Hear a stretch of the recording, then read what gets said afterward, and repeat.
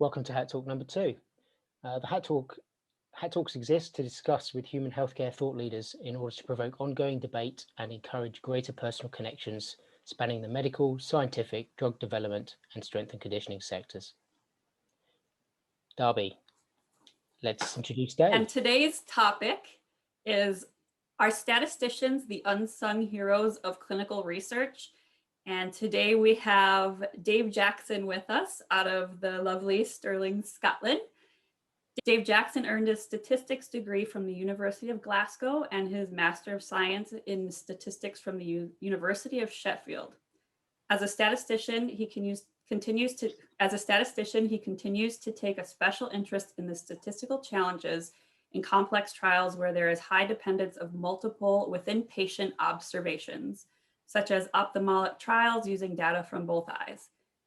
He joined the pharmaceutical industry in 2002, working as a statistician across all phases for a major CRO before spending a significant time with a biometrics specialist CRO.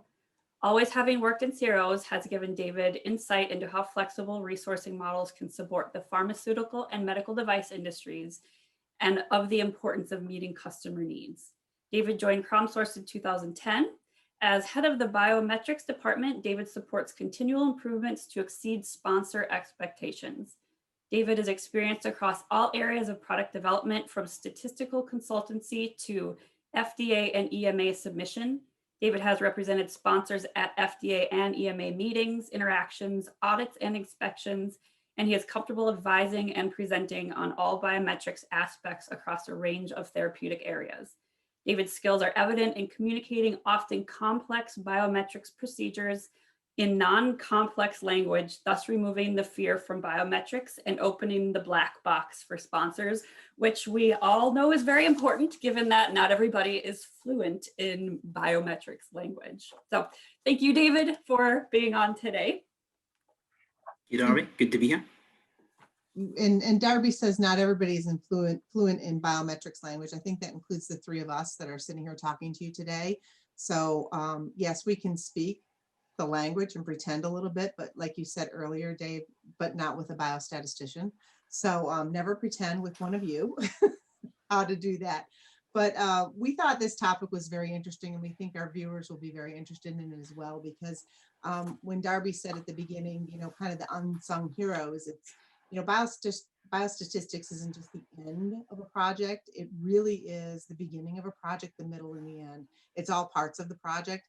So one of the things that, as somebody who actually works with sponsors on their development process and throughout the life cycle of the project, that for me was a question that really I like to pose and to bring in, the statistics piece of it. Is the question to you that I'd like to raise is, when's the best part for you to be involved in a project or in the development of a project?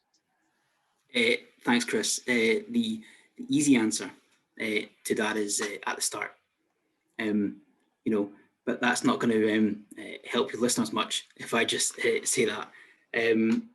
The really get stats involved as soon as possible. The statisticians want to be involved at the beginning.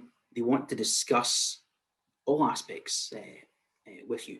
They want to get involved. If you've got in-house statistical support, that's fantastic. Get in touch with them and speak to them. If you don't have in-house stats, then bring stats into the discussion, in my opinion, as soon as possible. I would say in my years of working, I've seen, I've been brought in at the start and I've been brought in at the end. And some of the costs of bringing a statistician at the end can be quite high. Many years ago, I was brought into a study at the end. It was an oncology study, and the results had been written into the CRF. Now, to show you how old it was, it used a paper CRF. So it's pretty old now. There was no electronic CRF at the time. There was no upload of the images. It was prior to RESIST criteria being defined and widely used. So the result was a free text field, just how has the disease progressed in these patients, or not, if the case may be. We came at the end, we couldn't analyse it. The free text wasn't quantifiable. It didn't allow us to determine progression of disease or not. That resulted in an 8 months delay to the study. Now, to quantify that for your listeners, the rule of thumb is, what used to be, the price of being slow to market is $1 million per day. If you're 8 months delayed, that's upwards of 240 million. Yeah. So a statistician at the beginning may have spotted that and would have fixed that earlier, and that delay would never have happened. On the flip side, I've been involved, as Darby said, with FDA. I was involved in looking at another oncology study with a sponsor, and they were struggling. They were struggling with the costings. They were struggling with the pricing. So the statistician can look at that and look at the sample sizing, look at your study design.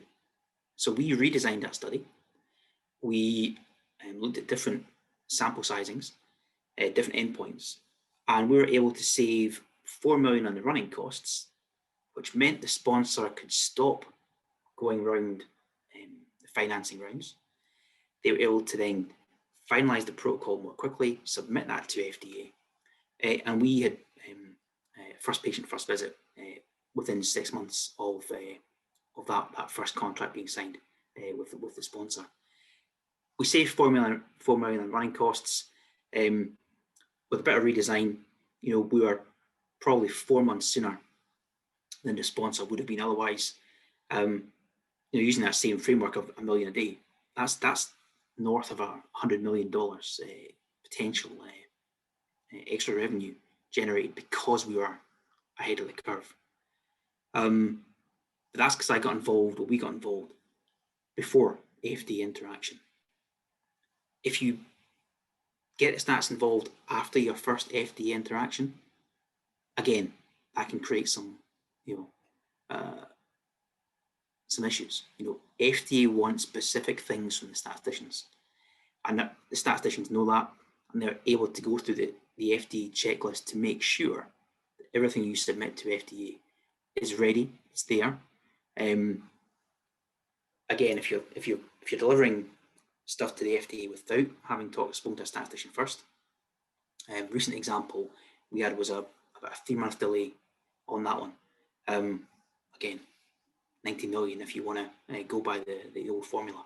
So as soon as possible, Chris, get us involved as quickly as possible as you can, really. And I'm a firm believer that the statistician will save you time and save you money. So I'm a little curious into your first example where you said that it cost about $240 million because you guys got involved in the end, 8 month delay. So there was a delay, clearly, and you couldn't quantify your results. When you speak about that 8 month delay, it sounds like you were able to guide that team to be able to go back maybe to the sites and to the investigators to actually get the results that you really did need to be able to, put together the information that was needed to present data so that the study wasn't a total waste and that they could put that information? Yeah, in that instance there, we had to then go away and get an independent MD, an oncologist, to review all the information we had. So that was the information we had on the CRFs, free text. So from that, they were able to quantify whether the disease had progressed or not. That got us so far. For some patients where text wasn't clarified, we go back to the site. In some instances, we had to get the images then sent to our independent reviewer to actually then assess them, those images themselves. So a logistical nightmare. Now, in this day and age, with EDC being the tool of choice, we would upload those images to EDC and we would have an independent assessor throughout the process to get rid of that problem. So that's an old problem. I think nowadays sponsors are much more statistically savvy, and I think do get us involved as soon as possible. Excellent. Do you have any questions, Edward or Darby, before we move on? Not right now. Okay, so you talked a little bit about budgets too. How do you help if a sponsor has a really fixed budget? I know you spoke a little bit about that in terms of, getting involved early on where, I'm just going to throw an example out there. We've had, sponsors come to us before that have said things like, I want to get this project done for 500,000. And I need X patients to do it. And you've probably gone, well, how do you deal with that? How do you, what do you do as a statistician to kind of guide them in the right direction? Yeah, so Chris, obviously, number of patients is your biggest cost driver. Yeah. Right. And then the country in which you enroll those patients is a significant cost driver as well. Most of the sponsors will want a significant portion of patients in America or Europe, depending where you're trying to get licensing approval for the compound or device. I suppose the best way of addressing that aspect is to engage with the sponsor, find out their motivation for the fixed price. Yeah, it could be that they've done their funding round, and that's just everything they have. Okay, if you can get good engagement with the sponsor, you can spend a small portion of that on what I would call sample sizing. Looking at appropriate endpoints and working out if your study will be powered properly for that endpoint and for your objectives. If you have a significant alpha, so alpha is what we call type 1 error. It preserves false positives. Yeah, if you have not enough patients, and if you look at your data too often through the study, you might make a false positive. You might cling on to something that isn't really there and not verifiable in a larger population size. So best thing that I can advise any statistician of is to engage with the key decision maker and find out specific things.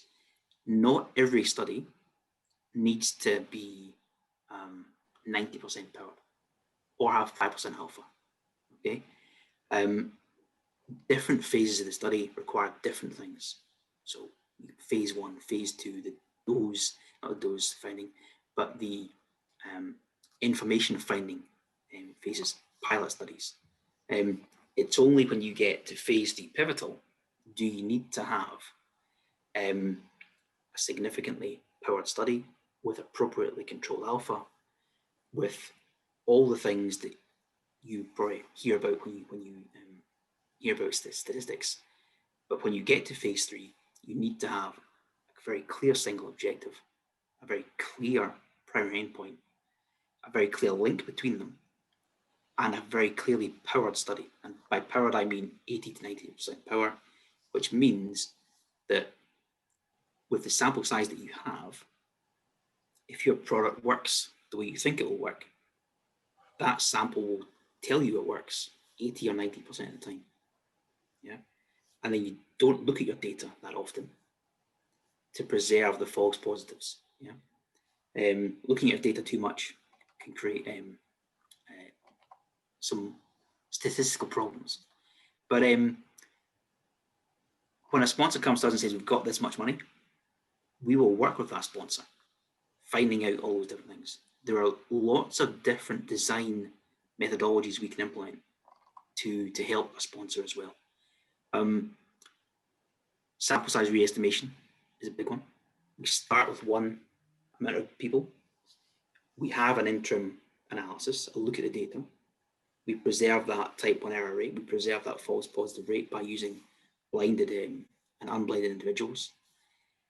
If the results fall into different criteria, we then increase the sample size by a little amount. This allows the sponsor to get some money, get the study started, and if needs be, a slight bump midway through. We've got seamless phase 2, phase 3 designs, allowing you to write one protocol that you can then smoothly go into the next phase. Recently, FDA published the guidance on master protocols for oncology studies, allowing you to do a lot more within the context of one protocol than you used to. And rare disease area as well. So within rare diseases, we in recent years have been looking at something called synthetic control. So you don't need, or you no longer need to have a placebo arm. Because always having a placebo arm was a huge cost driver, because half your patients, or whatever the ratio is, aren't getting your drug. Synthetic controls allow you in a rare disease area to enroll all your patients on active on your compound, and you compare that to the historically known data of how patients with this therapeutic area act. So that's a very recent development, looking at synthetic controls, and a very interesting one, especially for us and some of our sponsors, because it allows us to move more quickly through the rare disease area, which is, I think, a significant benefit to everyone. But again, budgets are a known fact of life. Yeah, you just have to work with the sponsors to find out exactly what the reason is and the justification is for those limits, and doing some investigation at the beginning, you can actually establish that you don't need that much money. Or if you do an investigation, you might find out that's not enough by a factor of X, and that could actually kill the compound. Yeah, if you're working for a large pharmaceutical company with a huge pipeline of multiple projects and multiple compounds, you want to kill the compound that is going to cost you too much to develop.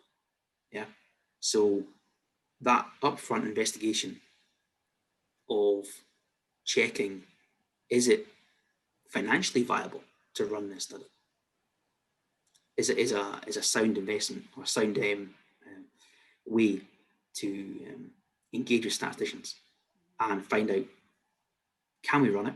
Is it cost effective? And if it's not, kill the compound until it becomes cost effective. So it's, Oh, go ahead. okay, so it sounds like there's plenty of agenda, and between early input, finance, regulatory input, bearing in mind that very often you have 5 minutes of the bid defense to present all of what you've just said. I mean, how within the limitations of standard CRO selection and engagement, how can you put across that value? And I'd even be a bit more provocative and say, actually, is it worth it at that point? Yeah, good point. You and I and Chris and I have been many a bid defence where statistics is squeezed to Less 5 than minutes. 5 minutes. Less than. And I think that maybe is down to many people being fearful of stats, possibly because they did a course on it at university, and it was Greek letters. It was delivered in a very dry manner. It was complicated, and it just wasn't applicable to what they were doing. Yeah, and let's be honest.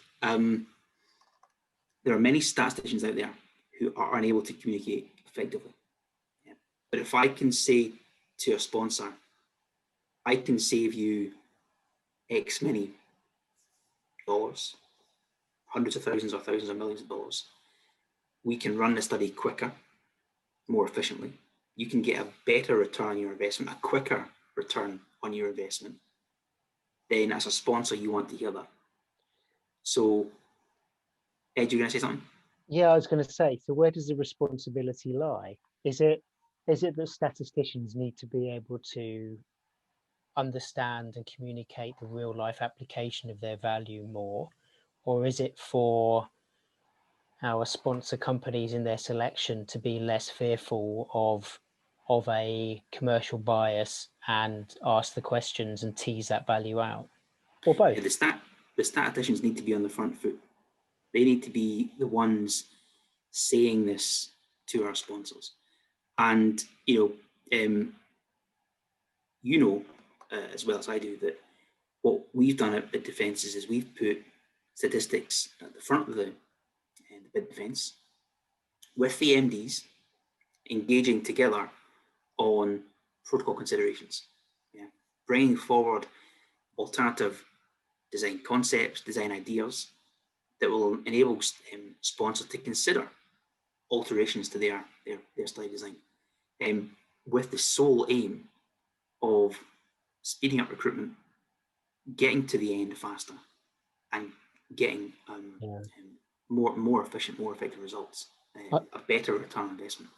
I'd agree with that. I think that some of the most successful engagement bid defence, pre-bid defence discussions I've had have always been led by statistical input, where actually it's focused on how can the statistics optimize all of the commercial aspects in real life application of what's happening with the asset in the development cycle.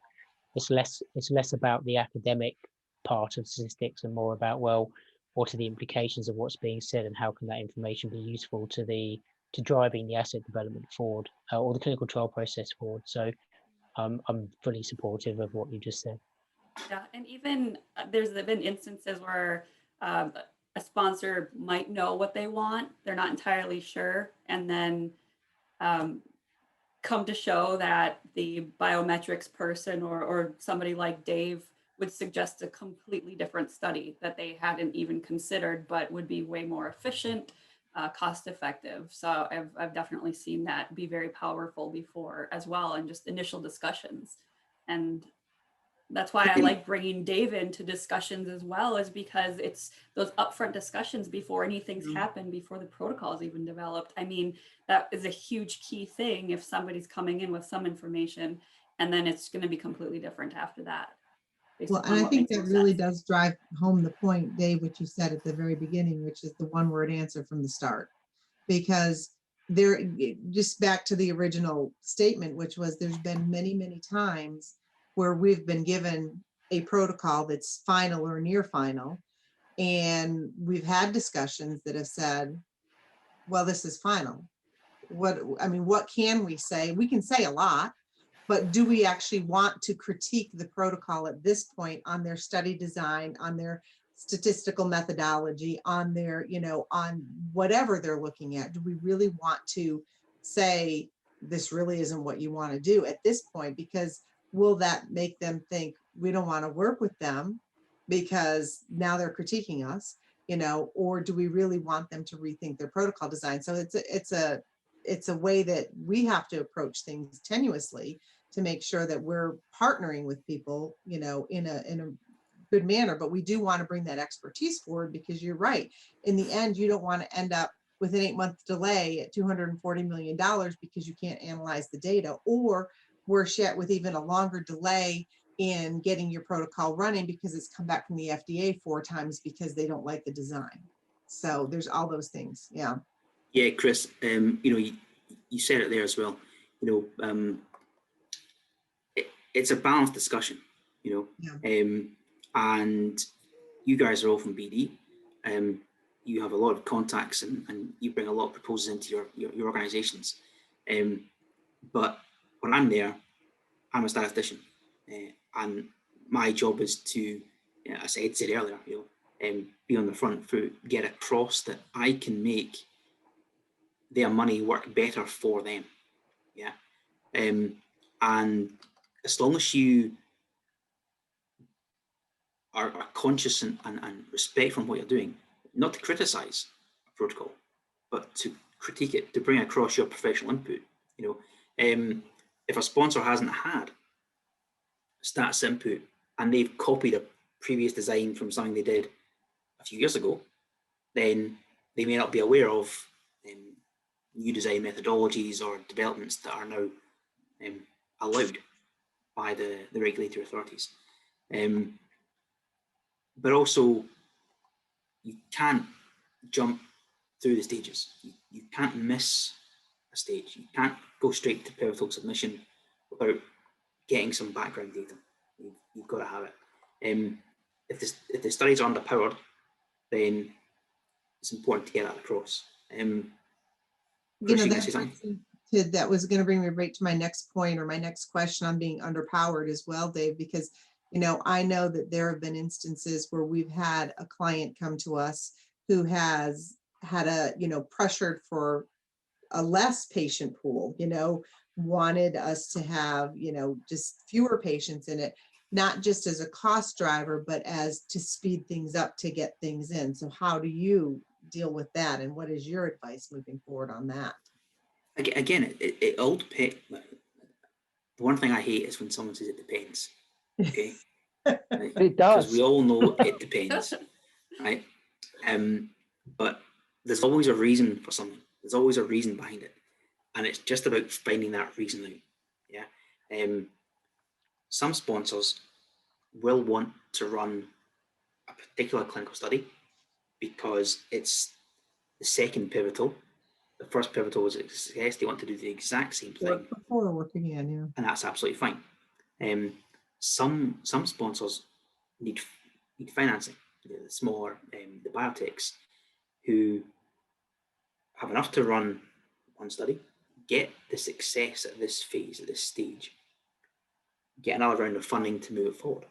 Some sponsors are even setting themselves up to sell the company to move on. So not every company wants to share this with you.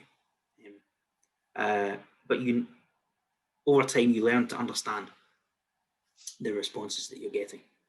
And if a sponsor doesn't want to change the protocol significantly, then you understand where the limitations are. But it's incumbent on statisticians to make it clear that if the aim is this, then you need X and Y to be successful. But in the early phase studies, you don't need 90% power, 5% alpha. There's loads of different things you can do to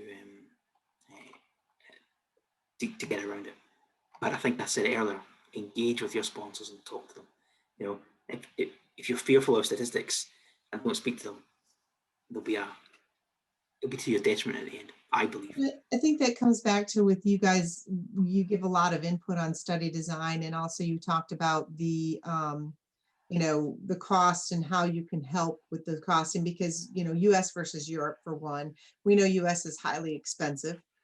There's European countries that are highly expensive as well, but we know that there's some balance there. There's also regulatory fees and like that, and the FDA, but there's benefits to both, depending on where the sponsor is located, things like that. So we've had sponsors that wanted a US study for specific reasons, the FDA, but we also know that we can have a balance of European patients as well to complement that. So those are all kind of advices that you've been able to give to the sponsors to help balance those studies. Unfortunately, a lot of that advice has come after we've gotten feedback from the FDA, and they've said, now what do we do? And they've handed it over, and that's where you've been able to give that feedback. And I think that, that's months down the road where we could have saved time had you said, what, looking at this data and looking at this now, they're not going to want this many patients. They're going to want this many patients. And you can balance the study and still, still be within your budget parameters if you did part here and that kind of thing. So I think that comes all back circling, fully to making sure you have your statistical power, but also making sure that, because this is an instance where they thought a certain amount would fit their needs, but didn't have the statistical input, the strong statistical input to be able to support that. Well, Chris, we've run global studies as well, where, we've got a good portion of Americans, good portion of Europeans, study sites in Asia, South America, China, where we can, how shall I put it, find a population at a price that is suitable, but also at a balance that will be respected by the regulatory authorities as well. the regulatory authorities want to know that the population that they are receiving in their clinical study is similar to the population in which they will license the drug. Yeah, there's plenty of regulations on multi-center, multi-country clinical trials, but that's always been there. That balance between country location and costs. Yeah, for sure. So I'm curious, Dave, have you ever advised whichever company you're working for to stop engaging with a sponsor because you've seen something put in front of you that you know is just going to it's just not worth going forwad with, and the advice has not been picked up, and actually it's just going to end, it's all going to end in tears at some point? Yeah, so I'm curious to know if what the what's your experience been on that, or as that with that as an outcome? Again, no is the first answer to that question. Okay. But often we will get synopses sent to us, or study outlines sent to us, which might actually have a deliberate mistake in them, Ed, because the sponsor wants to test our knowledge. Shocking! Right? What a shocking thing to do. So if I do see something that I think isn't appropriate, it just could be a test. I've seen sponsors provide information on a 200 patient study, and ask everyone to cost it up at 200 patients, so they can compare CRO A, B, and C. But a cursory look by a qualified statistician at the sample size estimates would tell you only need about 150. Yeah. So maybe the sponsor wants to test us. Are we open to cutting our costs, bringing it 150, and tell them? Or will we just say here 200? So we will always critique, but we'll always look through a protocol, look through a synopsis. Where can we advise and provide benefit? But also, again, this, on the sponsor side, when there is a protocol that you think might not look right from your point of view, there's plenty of experienced individuals who have gone through that protocol on the sponsor side, and they know exactly what they want. They know the population of interest, they know the therapeutic area, and there is a reason behind it. There's always a reason. And it's about engaging properly to find that reason to come together as a team and collaborate. Because if you don't come together and collaborate, then you will fail. Speaking of collaboration, do you feel as though project managers should collaborate more with their biostats team? Well, I think you employ experts to be experts. So I don't think project managers should be focusing on p-values, right? I'm not a fan of p-values. I think p-values can be easily misinterpreted, yeah. But if you just look at the results, do they make sense? Are they understandable? And do they fit into your, do you understand them, first of all? When the stats results come in, do they look right? Do they feel right? If a statistician has to spend 15 minutes talking to you about the results, then something's gone wrong. The result should be immediately intuitive for anyone in our industry to see the results and move on. You shouldn't need a long conversation with the statistician about the results. Yeah, although it's nice to do that every so often. But before we get to the results, you've got the whole section of the study itself. And there's a huge section that operational staff should be aware of, the impact on the statistics. We've got study blinding, study randomization, any kind of protocol violation, any inclusion, exclusion violations, even recruitment rates, if you've got an oncology study, you're not looking at a time for a study. Normal studies would be all patients are 12 visits, blah, blah, blah. But oncology, you're waiting for people to progress or possibly die. And that's your driver for analysis. So recruitment rates and event rates are also interesting in those scenarios because they drive the interim analyses or whatever it could be. Anything that might confound the results as well. Are you taking priority medications that are going to mask the overall result? Missing data. Are you missing the visits? You know, there's a load of things you can do before you get to the results that you can, if you manage those things and if you talk to your statistician on a regular basis, as our project teams will do, they will manage those things to ensure there are no stats issues at the end. Another thing to keep an eye on is non-inferiority margin. That needs to be done at the start as well. And yeah, that's Go ahead and explain that one, Dave. Well, To hang all on. the Yeah, listeners out there that aren't familiar. I'd also like to know why we shouldn't focus on p-values, because I'm clueless as to the reason. And yeah, well, I'd like to hear the explanation, please. okay. So if you have two drugs, placebo and active, and you're comparing the adverse event rates in both arms, right? And if you have a p-value of 0.8, yeah, you compare the two drugs 0.8, what does that mean to you, Ed? Absolutely nothing. Correct. Fine. Yeah. That's why you shouldn't focus on p-values. Okay. Right. You should look at the number of events, look at the number of patients in those groups, look at the severity of those events, comparing percentages, look at the confidence interval of the events. Yeah. Look at the a whole array of information you've got at your fingertips. Yeah. You focus on a p-value to your detriment because you don't see all that information. The p-value comes from a scientific hypothesis that needs to be clarified properly. And that lines up with the question I had before about non-inferiority margins.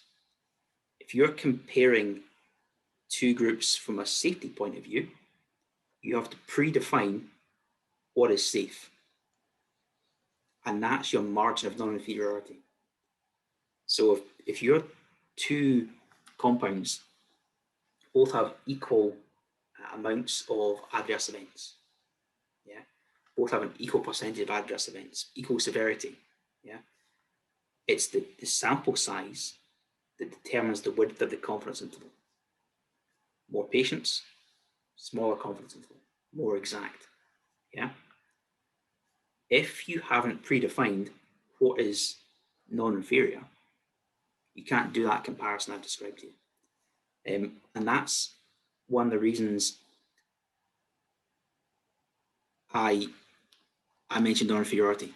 If you don't define that at the start, if you don't define it up front before you've even started the study, yeah, you will be accused of altering your objectives to meet your data. So the non-inferiority margin is something that needs to be a collaboration with the MDs and the statisticians. Can't be left to the stato on their own. A non-inferiority margin is something that's not clinically relevant. Yeah. So if we talk about pain on a 100mm VAS score, 8, 9, or 10mm would be clinically relevant. The non-inferiority margin must be less than that value. Yeah. And all these things play. Go on, Chris. Is that part of the protocol or part of the statistical analysis plan, or both? Both. Protocol. It definitely has to be, because it's part of the sample size design as well. Okay. So I mentioned non-inferiority margin. I mentioned minimum clinically significant difference. all of these things feed into the sample size. Okay. Okay, because they come back down to the confidence interval at the end. Yeah. More patience means more exact confidence intervals. You're more confident in your results. But no, but it's one. There've been various things I've heard in the industry over the years that have resonated with me, and it's the psychology behind how, as an industry, we represent ourselves is something that's stuck. Because, I mean, I heard Sir Robert Winston talk at one of the partnership events about 10 years ago, and he was slated as a keynote speaker because it was about the time where there was another controversy. It was a Norfolk Park thing. So, there was another big splash of that, of a clinical trial not going quite the way that it was intended to. And, there's lots of negative press. And he opened his keynote speech by saying, we've got a bad reputation in the public and it's your fault. And what he was trying to say is that we all have a duty of care to represent our industry. The positives, talk about the positives, talk about the things that do work, and it's not sexy and doesn't grab headlines, but it's all valuable information. And I think we're at another point in time where the drug development industry, the pharmaceutical industry, how it aligns and interfaces with politics and civil service and psychology and confirmation bias is right out front and center. And it's we're not tend not to be, scientists don't tend to be the most gregarious communicators in the world, and that's to our detriment. And that's why it kind of resonates with me. And it's this is what we're talking about now actually, is that there's value in what you're saying to be positively published, but of course we just need to recognize that maybe that needs to be taken on by other passionate people, not necessarily the statisticians themselves. Yeah, well, you mentioned about being positive in our communication. I agree with that. I'm a CRO, we're all in CROs, and in a CRO, you clearly can't go around shouting about the good things that your sponsors are doing, because it's not our place. But there are plenty of sponsors doing good things. One of the sponsors making a vaccine at cost with no profit at all.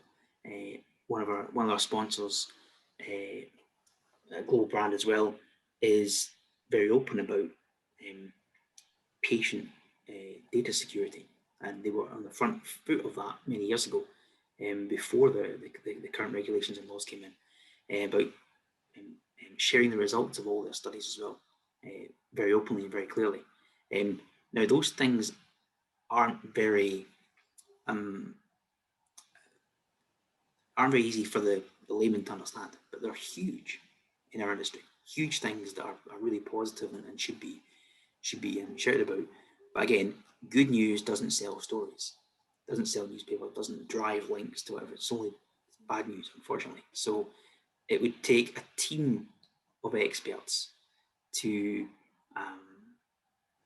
work positively with the sector, because all it takes is one bad egg to I'm going to mix metaphors here now. Spoil the barrel of rotten apples. There you go. I've done it. Yeah. One bad egg is going to spoil one bad egg. One bad egg, and he's spoiling a barrel of rotten apples. No idea where that one's come from. Clearly, I like clearly it. it's working.